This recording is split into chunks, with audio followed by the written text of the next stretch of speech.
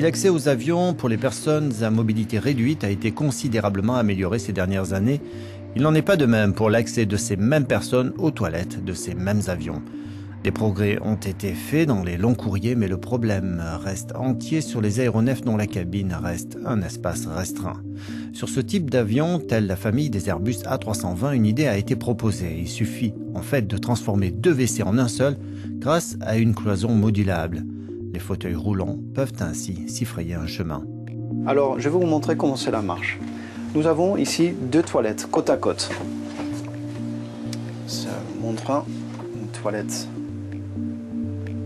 ici et une deuxième toilette ici.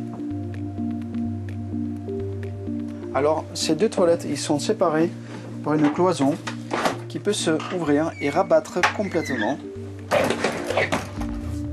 Et quand on ouvre les 2 portes, nous avons ici un espace bien supérieur qui donne plus d'autonomie et espace et intimité aux passagers avec la mobilité réduite.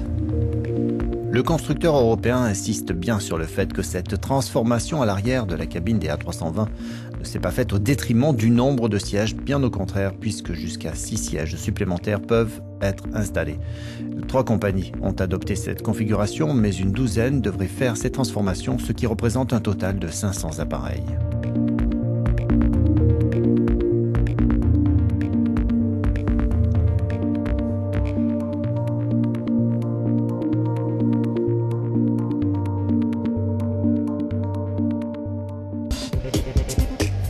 On reste dans ces moyens courriers d'Airbus qui ont trouvé chez un passionné d'aviation slovène une seconde jeunesse. Igor Pernet, ingénieur électronique de son état, a poussé loin le souci du réalisme en construisant chez lui un simulateur de vol avec de véritables pièces du A320. Il a racheté des pièces d'un avion de la Cyprus Airways pour recréer ainsi un cockpit. Cela lui a pris plus de 2 ans. Il y a 10 ans, j'ai construit mon premier simulateur de vol en bois en imitant la grandeur réelle d'un Airbus A320. Après cela, j'ai eu l'opportunité d'en acheter un véritable sur l'aéroport de Ljubljana. J'ai donc coupé toute une section de l'appareil que j'ai apporté ici pour l'assembler à nouveau. Il m'aura fallu 2 ans et demi pour y arriver.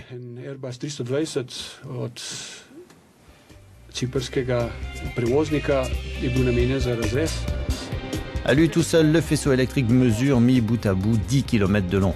Longueur nécessaire pour connecter 300 boutons opérationnels et 250 témoins.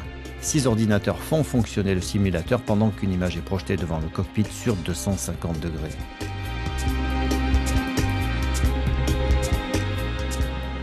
Il est vraiment difficile de faire la différence entre un vol virtuel et un vol réel. Ils sont tellement semblables que parfois, quand je suis en vol, je n'arrive même pas à sortir du cockpit, pas même pour aller aux toilettes.